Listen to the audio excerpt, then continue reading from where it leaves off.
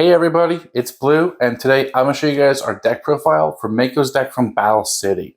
So Mako was, I think, definitely a character a lot of people liked. You know, we saw him against Yugi in Duelist Kingdom, and then of course the way Battle City went was a lot of Yugi's Duelist Kingdom opponents making Joey's opponents because Yugi went on to fight their hunters. So it was really cool to see Mako again. Definitely, step up a little bit on his fish theme deck, or his Aqua Sea Monsters deck that he had. So he didn't play a lot of cards in Battle City. I think we all know that.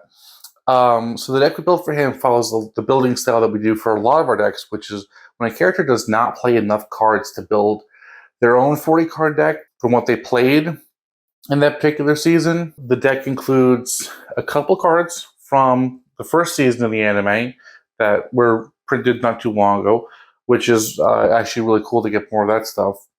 We'd always rather fill in from previous seasons than forthcoming seasons.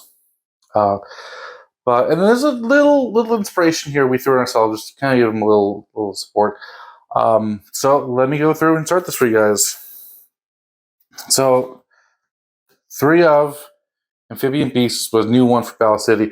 And yeah, so the deck's gonna be a lot of 3 ofs, but then also, some cool stuff in here.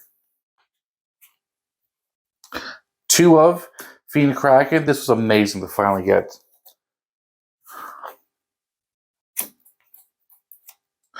3 of Flying Fish. I know it's not great at all, but tried to fill the deck primarily with cards from Battle City, even though somehow he came up with this. 3 Great Whites. 3 Jellyfish. 2 Karyushin, another card I'm really happy to see printed. And then, of course, the Legendary Fisherman. And I know it's the weird thing where this was kind of Mako's signature monster. It reminded him of his father. Yeah, but we threw in 3 because, again, trying to fill out the deck, trying to make sure he gets it too. That's the thing. It's canonically, he would have had 1, but at least for the deck and the way we built it now, you're more likely to see it and be able to play it out.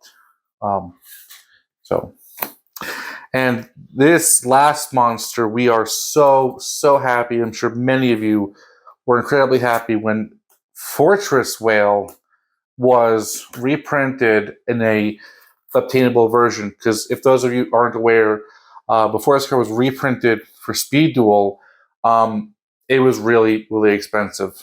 And actually, we used Orcas in our last version of the Mako deck because we have an Orca policy, but it is a real card that was just too expensive to get our hands on.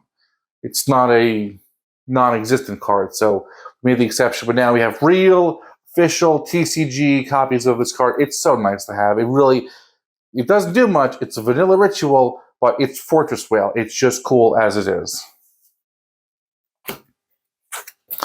So going through the spells, of course, 3 of Fortress Whale's Oath to give you that, flexibility to summon it. And again, Fortress Whale, Legendary Fisherman, realistically, likely really just has 1, but 3 help fill up the deck and let you see those monsters.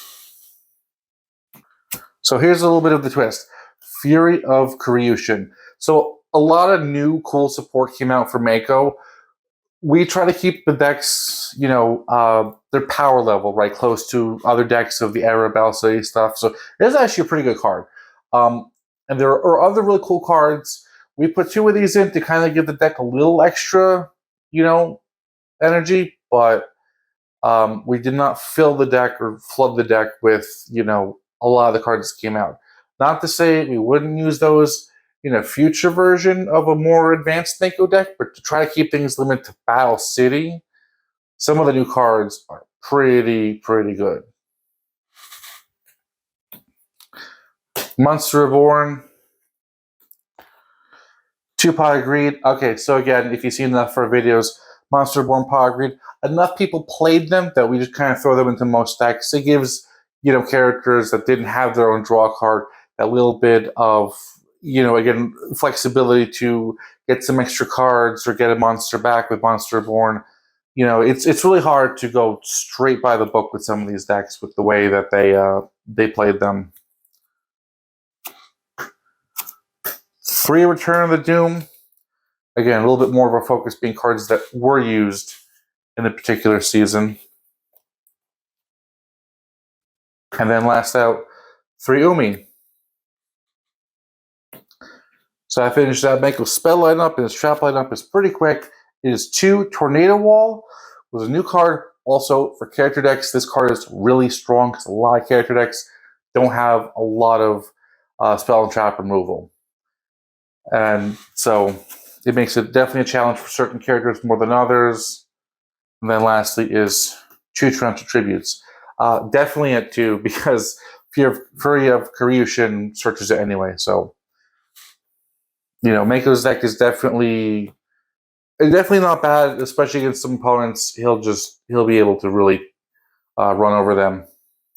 So this is our Mako Battle City deck. I hope you guys like this. Don't forget to like, comment, subscribe, hit the notification bell. Find us on Facebook, and definitely stay tuned for way more content coming from us. Tons of exciting duels and new updated decks.